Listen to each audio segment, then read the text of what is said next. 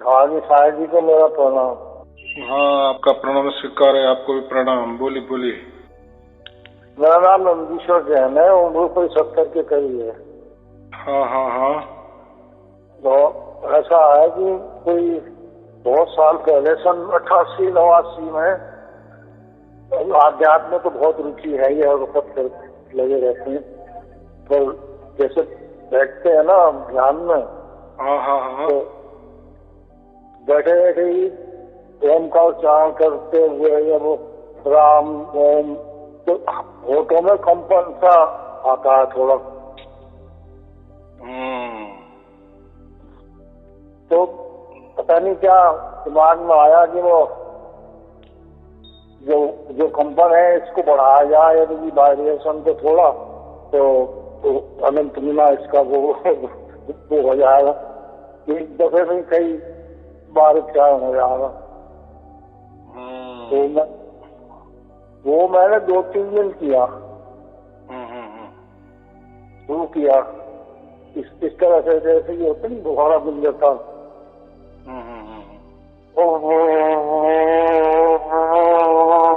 इस तरह की। तो साहब मेरी एक दिन पटाखा का आवाज आई, तो मैंने क्या हुआ, तो चारों तरफ देखा कुछ नहीं। तो मैंने फिर नाभि में देखा तो 1-2 बूंद ब्लड की आ गई थी। उसके बाद वो डर के मारे तो कोई मुझे बताने वाला नहीं मिला, मैंने तो कर दिया हूँ। तो इस बारे में मालूम करना चाहूँ। मैं बहुत कोशिश करी हर एक से, पर कोई इसका जवाब के नहीं कहा कि तुम गलत कर रहे थे। ये अब पता नहीं क्या हवाई तो प्रेरणा मुझे प्रभु कृपा गई थी, ऐसे तो नहीं है कि मैंने कोई तो जैसे ओंकार के जैसे हम मुंह खोल के कहते हैं ओम, एक मुंह बंद करके वो ये तीसरा ढंग हो गया जैसे या उमा। तो पता नहीं क्या क्या दिमाग में आते थे वो चिंतन मनन करने में। तो मैंने आपका ये देखा भाई, तो बड़ा अच्छा लगा मुझे। तो विचार भी मैंने ये सभी ज्यादातर आध्यात्मिक पुस्तकें जो है वो उसके पढ़िए। तो कभी इसी का 70-72 में ही गुनगुनाता रहता था चलते फिरते। पता नहीं क्या दौर चला था, पता नहीं क्या दौर चला था। और स्टार से दिखाई देता था मुझे, जैसे चमक होती नहीं है, स्टार दिखाई देता, ये दिखाई देने लगा था मुझे। के बारे में ही मैंने पूछा पर कोई जवाब नहीं दे पाया। तो अभी बात ऐसी है, आपने मेरे प्रवचन कितने सुने? मैं तो आपका तो अभी लगाया था, आज ही एक बार सुना। मैं पहले सुना, बेकार में झूठ बोल। तो कबीर को मैंने पढ़ाया और वो मेरा पुस्तक नहीं है कबीर की, तो उनकी वो हजारी प्रसाद देवी उनकी विवेचना करते हैं काफी, उनकी भी है मेरे पास में, बहुत पढ़ी है बहुत। मेरे तो बेटे का नाम भी मैंने अलग रख दिया था, अलग है। बात ऐसी है, आपने तो एक ही प्रवचन सुना ना। अगर पूरे सुनते तो ये आप ये सवाल भी नहीं करते। बात ऐसी है कि मेरा कोई गुरु गद्दी नहीं है, कोई धर्म नहीं, कोई पंथ नहीं है। मैं किसी को बुलाता नहीं और किसी के पास भी जाता नहीं, ना कोई किसी को मंत्र देता हूँ, ना कोई साधना बताता हूँ। मैं जो भी प्रवचन में बताता हूँ वहाँ कोई धर्म की बातें नहीं, कोई पंथ की बातें नहीं, कोई गुरु गद्दी की बातें नहीं, कोई मंत्र साधना की बातें नहीं, कोई ध्यान की बातें नहीं। जी धर्म की बात मैंने नहीं, मैं तो इसको मानता हूँ कि ऐसी है, नूर खोजते सब जहाँ नूरी से नूर है चाहते तो मैं भी नहीं मानता। इंसानियत को मानता हूँ कि इंसान की बहुत बड़ी चीज है और इंसानियत की धर्म है और सब धर्म है। बस धर्म है अपनी जगह वो सही है, पर उनको उसका नियम फॉलो करना तो बहुत मुश्किल है। तो कौन कर रहा है? देखो बात ऐसी है ना, जिस धर्म में हम पैदा होते, जिस धर्म के माँ बाप होते, उसी से हम पैदा होते, तो धर्म हमको चिपक जाता है। वो कोई हमने हमारी मर्जी से तो नहीं धारण किया होता है ना, वो तो डिफॉल्ट आ जाता है, बराबर कि नहीं। तो बात वो जाने दो, इसका मतलब किसी धर्म का बहुत सारे लोग उस धर्म को माने वो धर्म अच्छा है, या कोई धर्म को कोई लोग मानते नहीं है, वो लोग उनकी संख्या कम है, इसका मतलब वो धर्म बुरा है, ऐसा नहीं है। ये तो जन्मजात धर्म हमें चिपकता है, जिस धर्म में हमने जन्म लिए वो हमारे साथ चिपक गए। और वो तो है ही, वो सही बात है। और वो वही करना पड़ता है ना, जिसमें तो हम तो धर्म से ज्यादा वो नहीं है उसमें।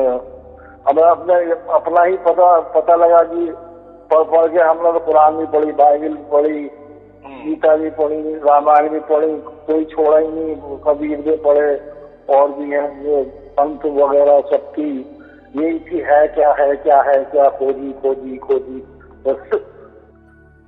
हाँ, बात ऐसी होती ना, तो धर्म तो ये हमें जन्म से चिपक जाता है, बराबर।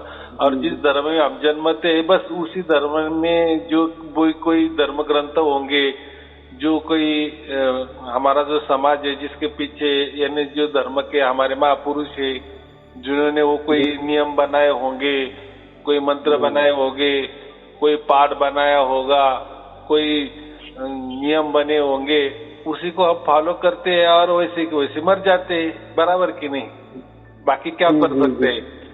लेकिन हम कभी इतनी विशाल बुद्धि नहीं करते ना, जैसे मैं ये धर्म में पैदा हुआ तो मैंने ये धर्म का, और ऐसा भी नहीं है कि जिस धर्म में आदमी पैदा होता है कि वो धर्म का पूरा की पूरा अभ्यास करता है, क्योंकि धर्म इतना विशाल होता है। कोई भी एक धर्म उठाए ना, वो धर्म के अंदर उपधर्म, उप धर्म के अंदर भी उपधर्म, ऐसे छोटे छोटे टुकड़ों में वो हमारा जो भी धर्म है ना वो बटा हुआ होता है।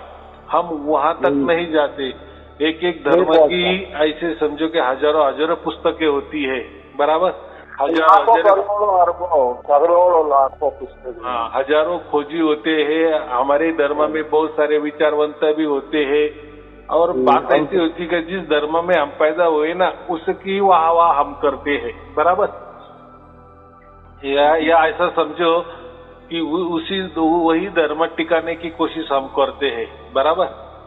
अगर ऐसा टिकाना की कोशिश नहीं करेंगे तो फिर कोई भी बंदा हमारा धर्म छोड़ के दूसरे धर्म में जाएगा, या वो धर्म छोड़ के एक धर्म में आ जाएगा। जी, वो नहीं है, पर यह है कि इंसानियत भी एक धर्म है। हम इंसान बन के तो पैदा हुए हैं, तो पहले तो इंसानियत के जो नियम है उन्हें पूरा कर ले, और तुम बड़ी चीजें मान ली आगे की बात है। हाँ, बराबर, आपने लाख टके की बात की। ये जो धर्म होते हैं ना, ये इंसानियत सिखाता है, लेकिन हम वो इंसानियत बाजू रखकर परमात्मा की खोज करने निकलते हैं, बराबर। पहले प्रैक्टिकली अनुभव था, वो बताया मैंने आपको। पहले हम खुद ब खुद इंसानियत सीखे, बराबर। एक दूसरे को प्रेम करना सीखे, बराबर। मिलजुल के रहने की कोशिश करे।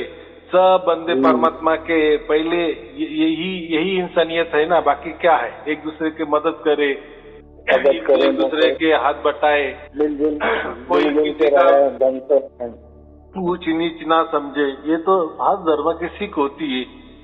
जो ईश्वर ने हमें दिया, जो उसने दिया ना हमें, ये पृथ्वी दी, आकाश दिया, ये समझ कि उसकी अमानत है। अमानत को अब हम लोग तो खयानत खड़े कर रहे हैं, लूट रहे हैं, तो मेरे विचार अलग है। तो इंसानियत कोई सीखना नहीं चाहता, सब परमात्मा के पीछे पड़े हैं या परमात्मा बनने की कोशिश कर रहे हैं। यही तो सब कुछ गड़बड़ हो रही ना। जी। हाँ, क्या होता है, दो प्रकार के आदमी होते हैं। बाइबल में मैंने पढ़ा था कि आने वाला जो धर्म होगा वो इंसानियत से ही होगा। अब वो कब होगा भगवान जाने। हाँ, जो भी हो, बहुत सारे दो प्रकार के लोग होते हैं। एक खुद परमात्मा बनने की कोशिश करते हैं, या दूसरा जो होता है वो परमात्मा खोजने की कोशिश करता है, बराबर। लेकिन गौर कलयुग में ज्यादातर परमात्मा से मैं बड़ा कैसा हूँ और परमात्मा कैसा छोटा है ये दिखाने की ही कोशिश करते हैं। या परमात्मा मेरे मुट्ठी में है, मेरे मुट्ठी में है, मेरे मैंने बनाए मेरे मंत्रों में है, मेरे मंत्र मेरे विचारों में मैं परमात्मा है, मेरी कल्पना में परमात्मा है, बराबर। या मेरे आदेश के ऊपर परमात्मा चलता है। ये लोग ज्यादा इसमें जाते हैं, यानी खुद परमात्मा बनने की कोशिश करते हैं, बराबर। बहुत गद्दी वद्दीधारी इस तरह के लोग बहुत है और बहुत ही पब्लिक को लूट खा, बहुत खसो खरे नोच रहे हैं भी, और उसकी कड़ी कड़ाई मेहनत को भी खा जाते हैं। इसका बहुत बुरी स्थिति है। मैं तो बहुत इधर उधर गया हूँ, पता है मुझे तो बहुत। अब तो कहीं जाता ही नहीं, 20-25 साल हो गए कहीं नहीं जाता। तो हमने सुबह हाथ खुलती है 3 बजे, जो भी होता है नहीं, क्योंकि क्या होता है, क्यों जाते हैं हम तो सबने ऐसी बोर्ड लगा है ना, पार्टी लगा के रखी ना, आप हमारे धर्म में आ जाओ आपको परमात्मा मिल जाएगा, बराबर। सभी ऐसे कह रहे हैं ना, लेकिन हम जब उनके अंदर जाते हैं तो देखते हैं कि उनके इतने शक्लों में बटे हुए हैं, वो खुद ब खुद हर एक धर्म हजारों की शक्लों में बटा हुआ है। यानी 1000 शक्लें माने क्या, 1000 विचारों में बटा हुआ है, हजारों तरीके में बटा हुआ है, बंधनों में बटा हुआ है। तो वो क्या हमें परमात्मा दिखाएगा, वो खुद ब खुद एक नहीं है। तो ये हर धर्म की हालत यही है, क्या खुद ब खुद वो एक नहीं है, एक विचारों में अड़िंग नहीं है, बराबर। तो कौन किसको परमात्मा दिखाएगा। हाँ, ये बात होती है। तो जैसे देखो बहुत सारे लोग, जैसे आपने कहा ना कि मैं ये करता हूँ वो करता हूँ, तो कुछ करने से मुझे तकलीफ भी होती है, या जो भी हो रहा है मेरे साथ वो बराबर है कि कोई गलत तरीके से मैं कर रहा हूँ। बात ऐसी है, ऐसे आप जो करते हो ना, ये आपने तो एक तरीका किया है, लेकिन ऐसे हजारों तरीके हैं अलग अलग प्रकार की। जितने भी तरीके हैं ना, वो हम हमारे खुद के ऊपर ही वो तो आजमाते हैं। लेकिन जो भी तरीके आजमाते हैं तो हमें परमात्मा तो मिलना दूर, लेकिन हम हमारा शरीर का बहुत सारा नुकसान कर देते हैं। जैसे 2 शरीर होते हैं ना, एक मानसिक शरीर होता है और एक दैहिक शरीर होता है। जो दैहिक तो देख सकते हैं, लेकिन जो मानसिक शरीर होता है ना, वो तो नहीं दिखता हमें, लेकिन मानसिक शरीर से ही सब कुछ होता है। यानी मन जो बोलता है ना, मनों का कारोबार। तो हाँ, ये मन नहीं तो आई थी मेरे, मुझे तो किसी किताब में नहीं, कहीं नहीं पढ़ी, किसी ने किसी वो मन में आ गई। तो ये जो है ना, ये जो भी हम साधना करते हैं ना, घर में बैठ के यहाँ से सुनाए वहां से सुनाए, किसी गुरु ने दे दी, किसी किताबें में पढ़ी, या हमने खुद ब खुद के ऊपर वो आजमाया, तो उससे क्या होता है, परमात्मा तो मिलना दूर, लेकिन हम हमारा शरीर का, मन का बहुत सारा नुकसान करते हैं, और वो हमें बाद में भुगतना पड़ता है। या ऐसा समझो कि हम एक प्रकार का मानसिक रोगी ही बन जाते हैं, बराबर। यानी काम क्रोध लोभ इतना आ जाता है, हमें इतना आ जाता है कि दूसरों की बातों पे हम कभी विचार भी नहीं करते।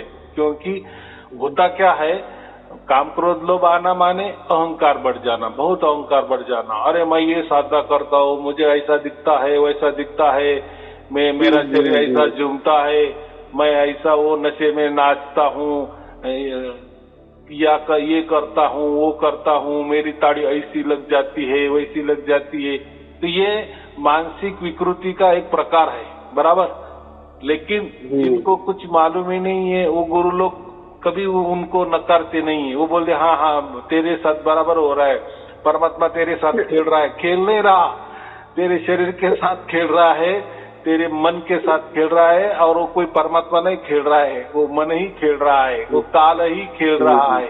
इसलिए देखो, जो भी जितने भी योगी जो होते हैं ना, बहुत सारी तपस्या करते हैं, कोई या खुद पर एक्सपेरिमेंट करते हैं, या कोई प्राणायाम करते हैं, बहुत सारी गहरी समाधि में जाते हैं, लगाते हैं।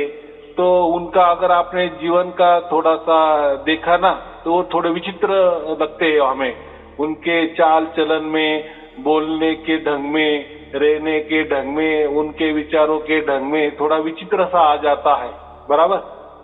यानी ऐसा समझोगे थोड़ा पागलपन ही आ जाता है, लेकिन लोग वो पागलपन को ही परमात्मा समझने लगते हैं। लोग आखिर क्या बोलते हैं ना, लोग हैं, लोग तो कुछ भी समझ लेते हैं या मान लेते हैं, लोगों को ये तो ऐसा नहीं होता है।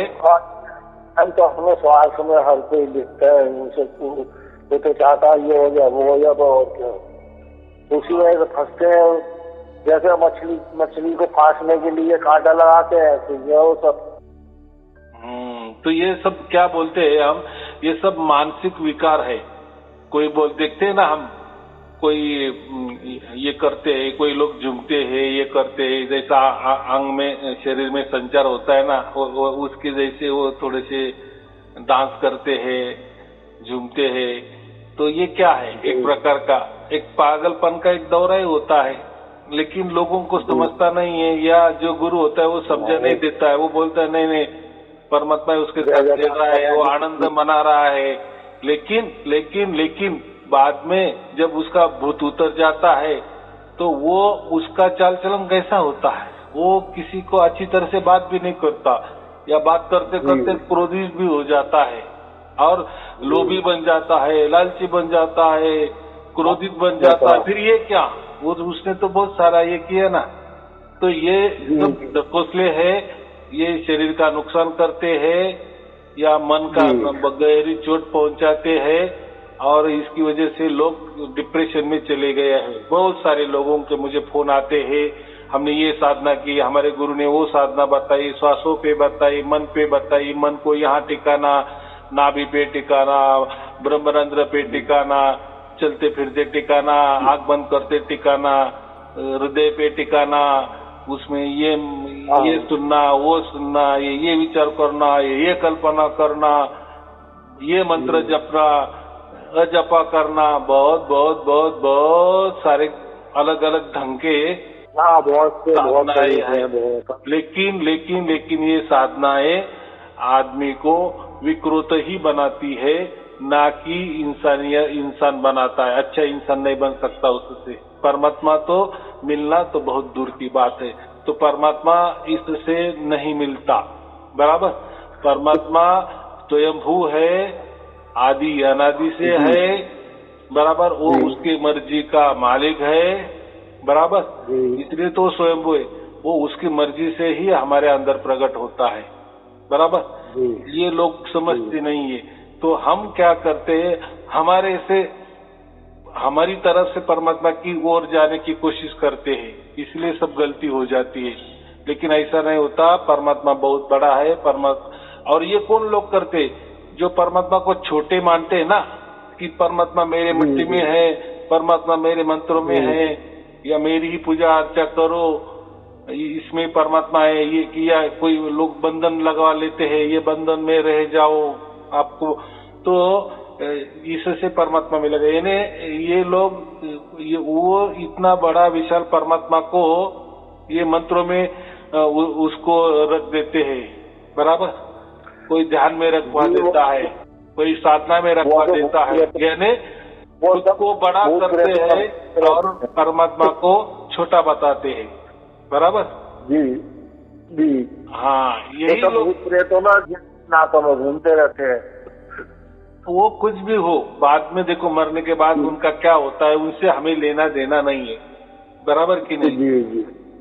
देखो हमने अगर बैंक में हमें तो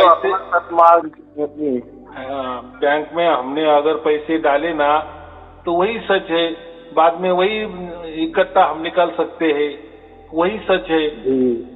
बाद में क्या है, कोई संकट आ गया तो फिर पैसा कहाँ से, कभी बैंक में डाले नहीं तो बैंक क्या देंगे आपको।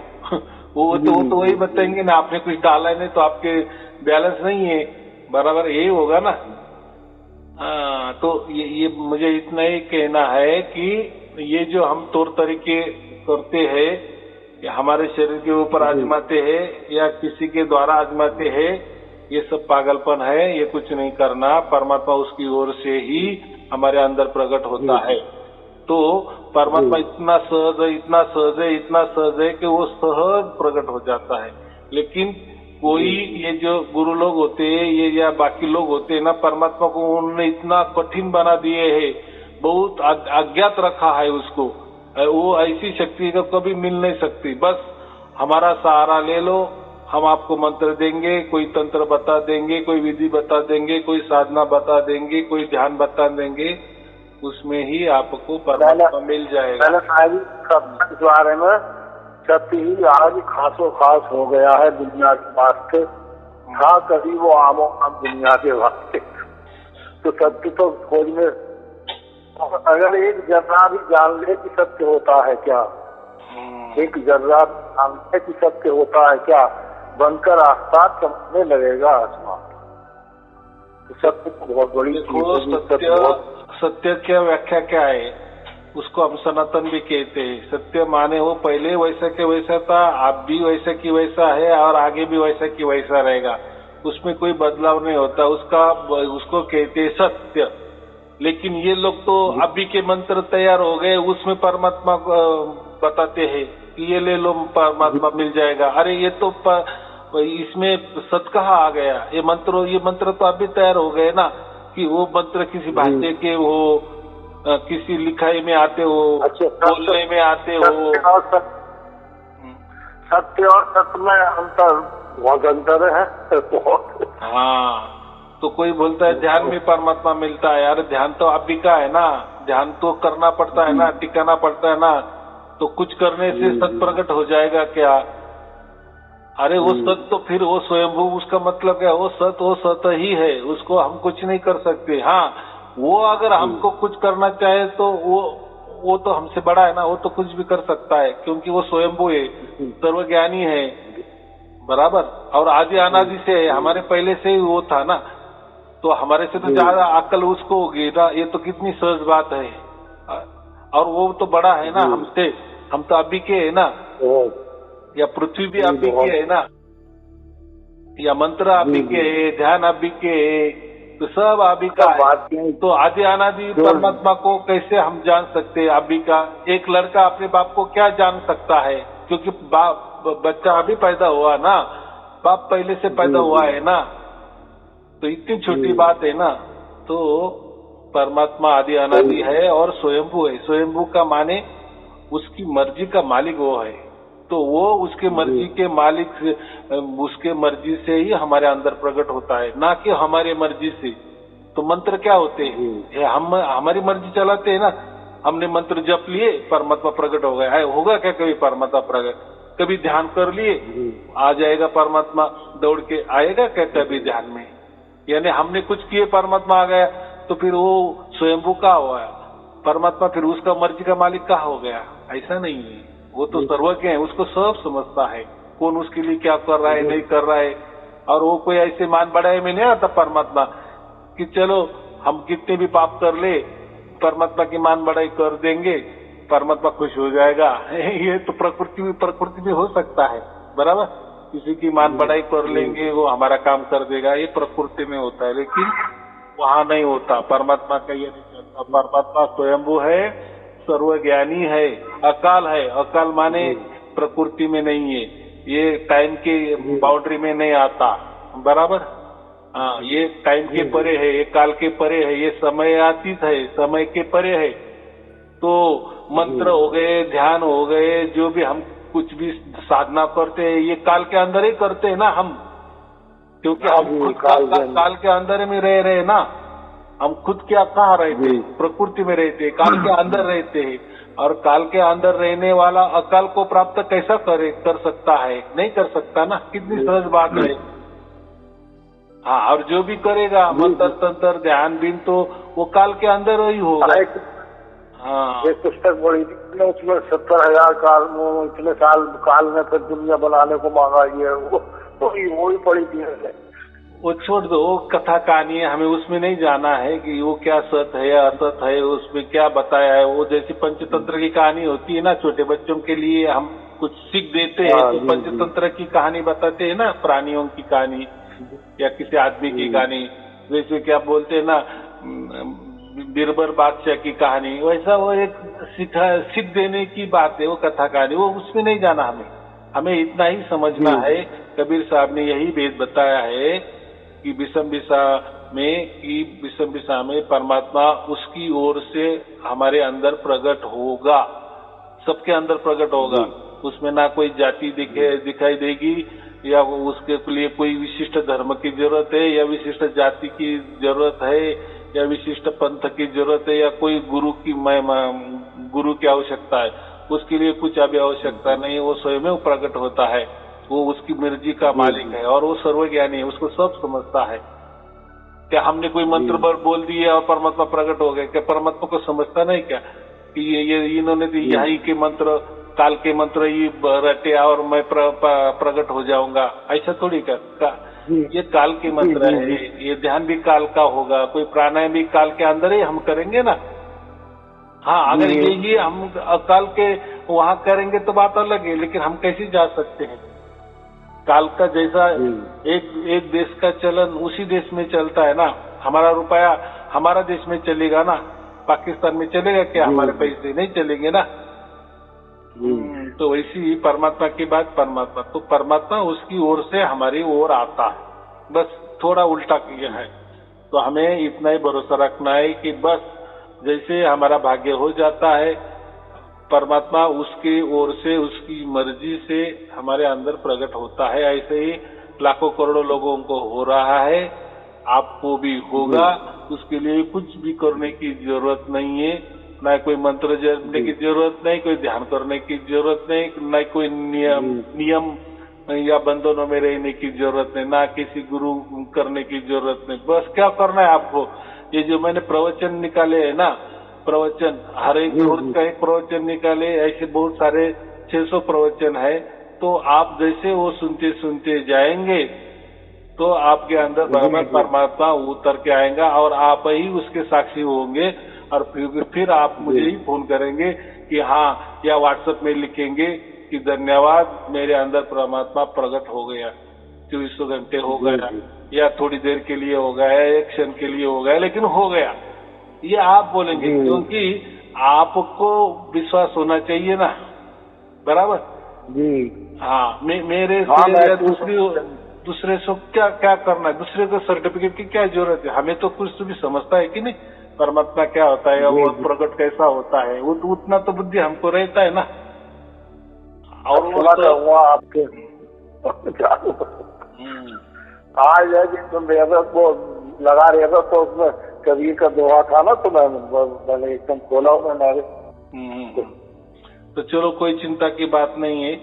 आपका व्हाट्सएप नंबर में मैंने लिंक भेजी होंगी, डिफॉल्ट आ जाती है, बस वो लिंक खोलो, उसमें पूरे प्रवचन है। शांति से देखो, परमात्मा कहीं भाग नहीं जा रहा है, मैं भी कहीं भाग नहीं जा रहा, आप भी कहीं भाग नहीं जा रहे, देखो बराबर। परमात्मा प्रकट होने के लिए थोड़ा रास्ता दे दो, रास्ता दे दो माने क्या, ये प्रवचन सुनते चलो, आपका रास्ता बराबर साफ होते जाएगा, परमात्मा बराबर आ जाएगा। वो कैसा आएगा क्या नहीं, वो तो आप साक्षीदार होंगे, वो तो सब कुछ आपके साथ ही होने वाला है ना, जो भी खेला होने वाला है। हाँ, वो तो लीला है परमात्मा की, वो तो थोड़ी सी करो, बराबर। चलो ठीक है, फिर आपको और आपके परिवार के लिए शुभ आशीर्वाद। सत साहेब जी, सत साहेब जी, सत साहेब जी। बारंबार धन्यवाद।